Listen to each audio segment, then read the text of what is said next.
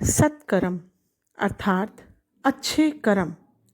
अच्छे कर्म वे होते हैं जो पूरी तरह निस्वार्थ उद्देश्य से किए जाते हैं। यदि उनमें थोड़ा सा भी स्वार्थ हो तो उन्हें सत्कर्म नहीं कहा जा सकता, वह स्वार्थपूर्ण कर्म कहलाएगा। ऐसे सत्कर्म जो निस्वार्थ भाव से किए जाते हैं वे आपकी प्रगति के लिए सचमुच एक बड़ा वरदान होते हैं। वे आपको किसी भी अन्य चीज़ों की तुलना में अधिक तेजी से ऊंचाई की ओर ले जाएंगे। दुर्भाग्य से धरती के लोगों के सभी सत्कर्मों के पीछे लगभग हमेशा यह भावना होती है कि इससे उन्हें ऊंचा स्तर प्राप्त होगा और उनके पापों को क्षमा कर दिया जाएगा। धरती पर जो भी लोग होते हैं वे कोई भी अच्छा कार्य करने से पहले उनके मन में यह बात अवश्य होती है कि यदि वह यह अच्छा कार्य करेंगे तो उनको उनके द्वारा किए गए पापों को माफ़ कर दिया जाएगा। हम आपको यह चेतावनी देते हैं कि ऐसी सोच आपको ऊपरी स्तर तक ले जाने की बजाय नीचे की ओर ले जाती है।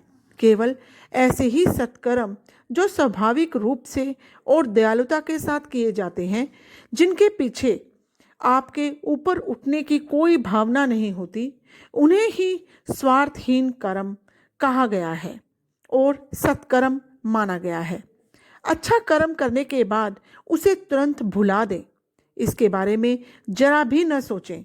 यदि आप ऐसा करने में सक्षम हो जाते हैं तो कोई भी स्वार्थी विचार अपने आप के मन में प्रवेश नहीं करेगा।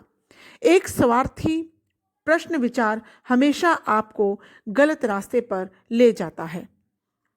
इसलिए यदि आपने स्वाभाविक रूप से और भलाई के वास्ते कोई अच्छा कर्म किया हो तो उसे तुरंत भूल जाएं।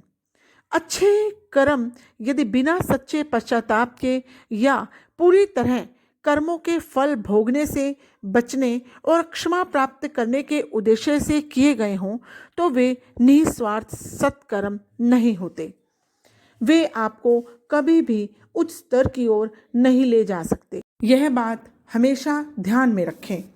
अच्छे कर्म करने से पहले यह सुनिश्चित कर लें कि आपका उद्देश्य बिल्कुल भी स्वार्थपूर्ण न हो।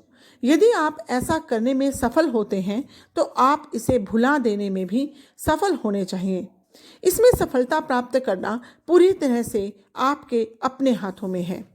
उदाहरण के लिए, यदि आप अपने प्रियजन के लिए कुछ करते हैं तो आप उस बात का प्रचार करने की परवाह नहीं करते और न ही इस पर दोबारा सोच विचार करते। उस प्रिय व्यक्ति के प्रति अपने प्रेम की खातिर आप ऐसा करते हैं। आपको उनकी परवाह करना अच्छा लगता है, आप उन्हें सुखी देखना चाहते हैं और आप उनके लिए त्याग करना भी पसंद करते हैं। इसलिए आप जो कुछ भी अपने प्रियजन के लिए करें उसमें आनंद लें और फिर उस कर्म को इस तरह से भूल जाएं जैसे कि वह एक स्वाभाविक बात हो और जिसमें सच्चा प्रेम अभिव्यक्त किया गया हो। हाँ, उसके लिए यह जरूरी है कि आपका प्रेम सच्चा हो।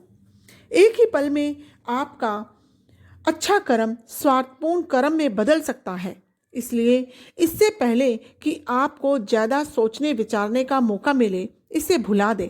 तो याद रखें, थोड़ी सी भी स्वार्थपूर्ण सोच आपके अच्छे कर्म पर पानी फेर देगी। धन्यवाद।